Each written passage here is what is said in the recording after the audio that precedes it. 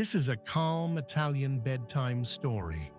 Let your eyes close and simply listen.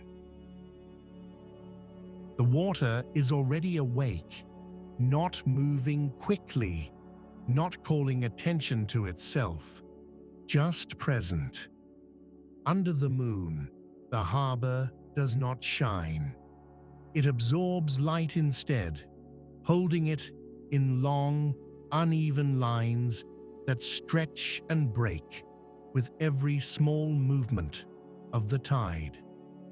The boats are there before you notice them. Low, patient, their hulls dark against darker water, tied not tightly, but correctly. Each rope has learned how much tension is enough.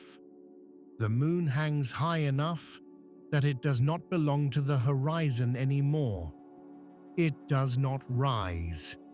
It does not fall. It watches. The surface of the sea shifts constantly, but nothing feels unstable.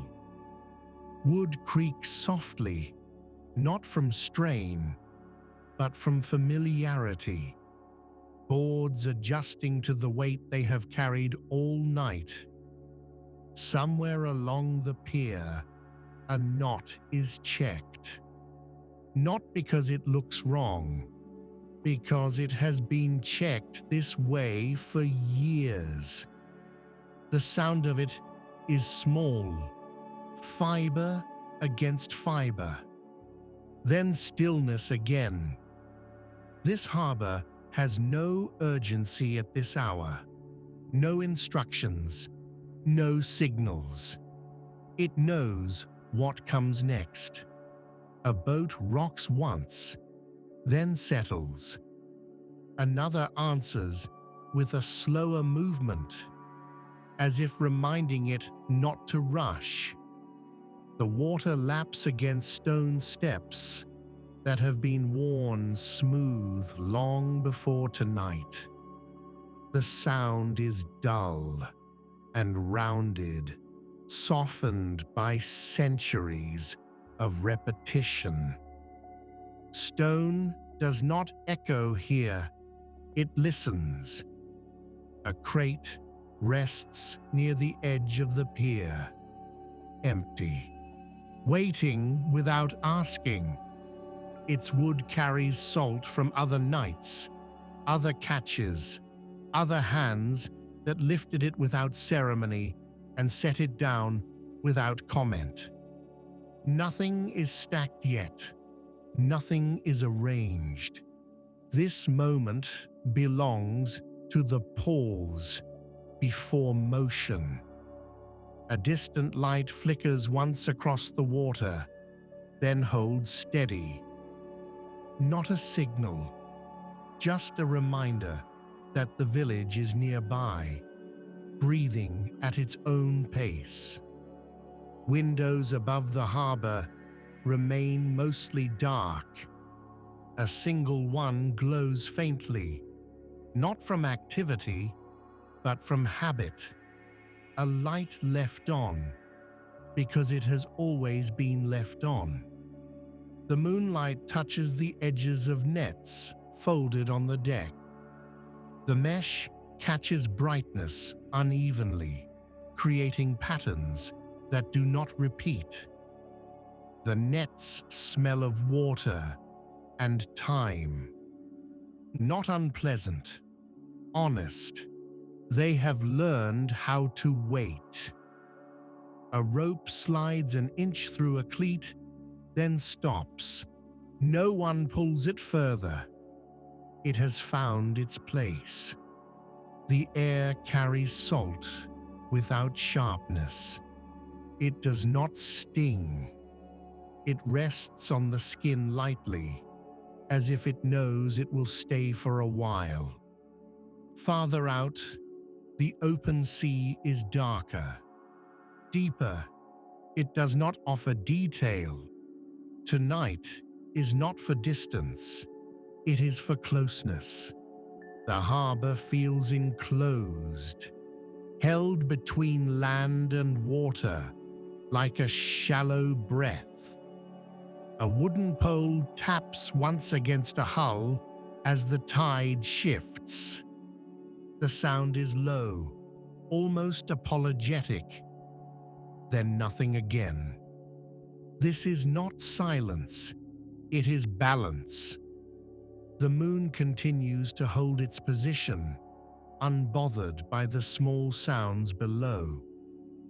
It has watched this harbor long enough to know what matters. Time stretches here without thinning. Minutes do not disappear. They widen. The boats remain tied, but alert. Their lines hum faintly when the water moves beneath them, a sound felt more than heard. Somewhere nearby, a footstep pauses on stone. Not approaching, not leaving. Then it moves on, leaving no echo behind. The pier does not react. It has learned which sounds need attention and which do not. A cap rests on a bench, placed there earlier and forgotten on purpose. It will be picked up when it needs to be, not before. A cigarette is held unlit between fingers for a moment somewhere in the dark, then lowered again. There is no need yet. The harbor remains unchanged, but not static. Everything shifts by degrees too small to count. Water, wood, rope, stone, each holding its role without effort. This place has learned how to wait without wasting time. What will happen here tonight has already happened many times before. Not the details, the rhythm. And the rhythm does not require an audience. It continues whether someone is watching or not. For now, the boat stays still. The nets remain folded. The crates wait empty. The moon keeps its distance, and the harbor holds itself exactly as it is, ready, without hurry, for the work that will begin slowly, as if it has always been underway. The first movement is never announced. It does not begin with voices. It begins with weight shifting. A boot presses into the wood of the pier, not hard enough to make a sound that travels, just enough to remind the body where it is. The fisherman does not step fully onto the boat yet. He stands with one foot on stone, one on wood, letting the balance settle before choosing a side. This is not caution. It is respect for things that move on their own. A hand reaches for a rope already known, not searched for, remembered. The rope is lifted slightly, tested once between fingers, then lowered again. Still good.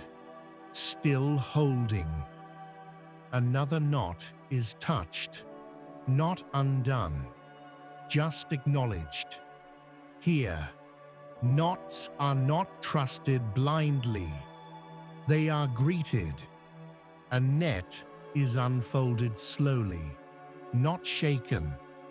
Its weight shifts from itself to the deck without protest. The mesh makes a soft, dry sound as it opens, a sound that belongs to early hours and salt air. Not the sound of work, the sound of preparation.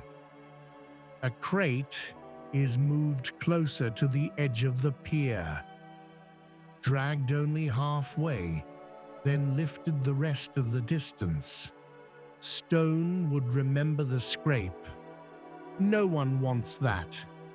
The crate is placed down with care that does not look like care. It looks like habit.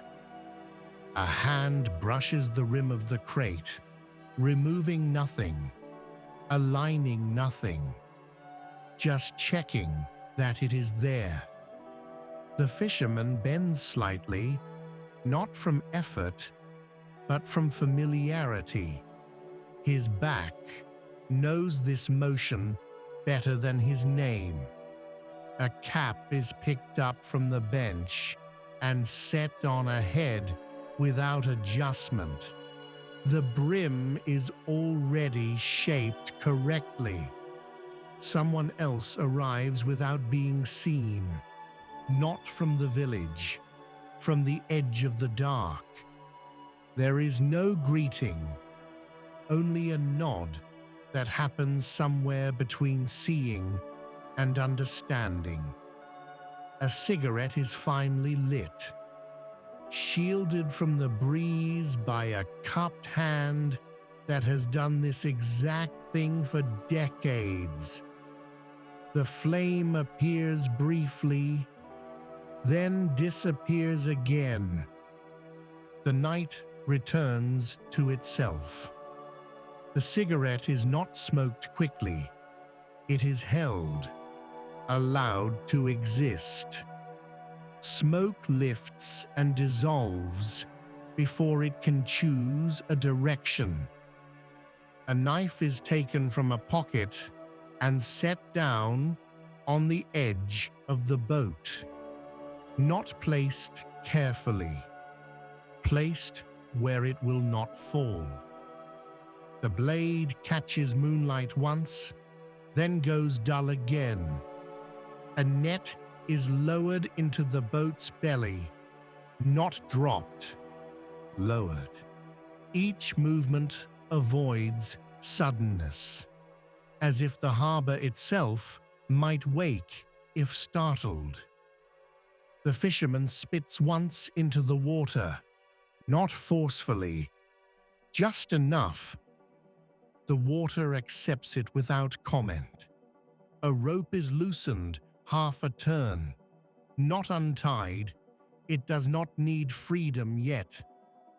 A hand wipes itself on trousers that have known worse nights than this one. Salt, fish, time, none of it is new. The boat shifts again, closer now, responding to the subtle changes in weight and tide. Its hull presses gently against the pier, then eases back. Wood knows when not to insist. A crate is opened, then closed again. Empty. It will not stay that way. Someone adjusts the cuff of a sleeve, not for warmth, but because it always sits that way before work begins. Another cigarette is offered, accepted. Literature. The glow is smaller this time. No one speaks. Speech would arrive later when it is useful. For now, the work begins in pieces so small they almost do not count as beginning. Hands move, pause, move again. The nets are arranged not in rows, but in memory. Each fold placed where the body expects it to be. A foot nudges a crate slightly to the left, not straightening, making room. The moon continues to watch without reaction. It has learned that these gestures do not need light. They would happen the same way in darkness. The harbor absorbs each sound and gives nothing back. No echo, no reply, just space. The fishermen do not rush because there is no benefit in arriving early at what is already waiting. The night holds them, steady and wide, as the first real motions of unloading prepare to take shape.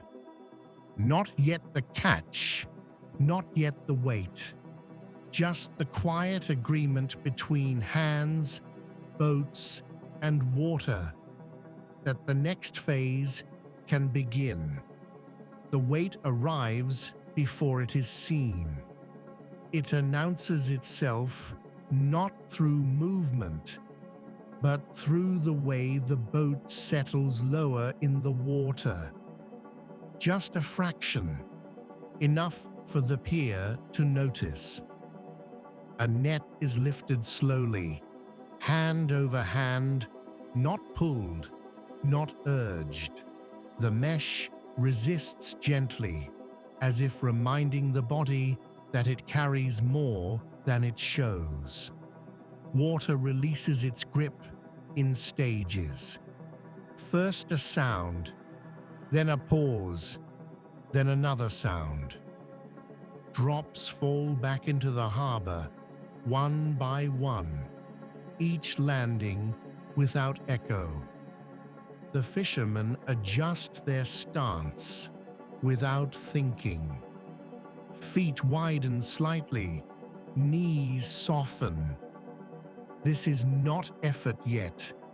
It is alignment. The net reaches the edge of the boat and rests there for a breath.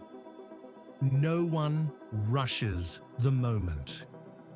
The moonlight touches the wet fibers briefly, then moves on. A crate is pulled closer, this time fully. The stone feels the contact but keeps it. Fish appear without drama.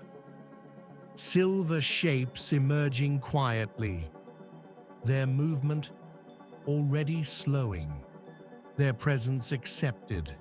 They are not admired, they are received. Hands guide them from net to crate, with motions learned long before instruction.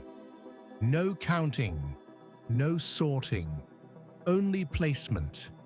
A fish slips slightly and is steadied without comment. The crate absorbs the sound. Someone wipes their hands on a cloth, kept for this purpose alone. Not clean, ready. The cloth is folded once, then placed back where it will be found again without searching. The harbor smells different now. Salt deepens, metal appears. Something ancient settles into the air.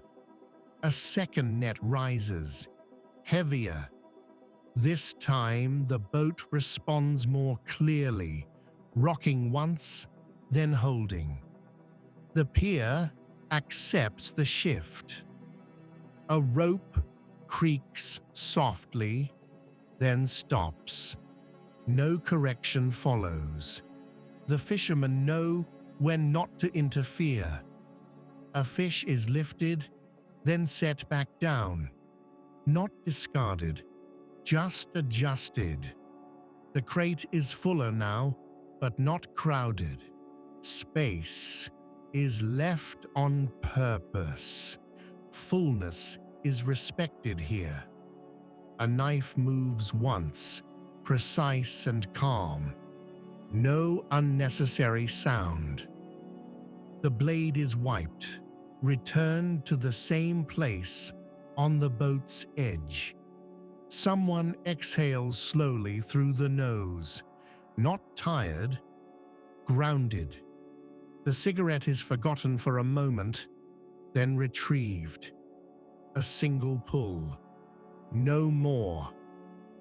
Ash falls into the water and disappears without trace. The moon reflects in the crate for a second, broken into fragments by scales and motion, then vanishes again. The fishermen speak at last, but only in fragments. A word, a nod, a sound that means agreement. The language is not meant to carry far. Another crate is brought forward, not stacked, placed beside the first, touching lightly. They share weight without competing. The nets are folded again, slower now. Their work is done for the moment. A rope is loosened fully this time. The knot gives way without resistance, as if it had been waiting for permission. The boat lifts slightly, relieved of part of its burden. The harbor breathes. Water resumes its small movements, lapping against stone in a pattern older than the village itself. The fishermen step back from the edge together, not coordinated, yet exact. Their bodies recognize the pause. This is the moment between labor and release, between night and whatever comes next. No one looks at the sky. They already know what it holds. The crates rest, the nets rest, the boat rests. Nothing is finished yet, but nothing needs to hurry. The Ligurian night gathers everything into itself again, holding the weight that has arrived and the quiet that follows. And in that stillness, sleep has room to deepen without being asked to arrive. More Italian bedtime stories coming very soon. If you enjoyed this moment of calm, subscribe and like the video for more gentle storytelling.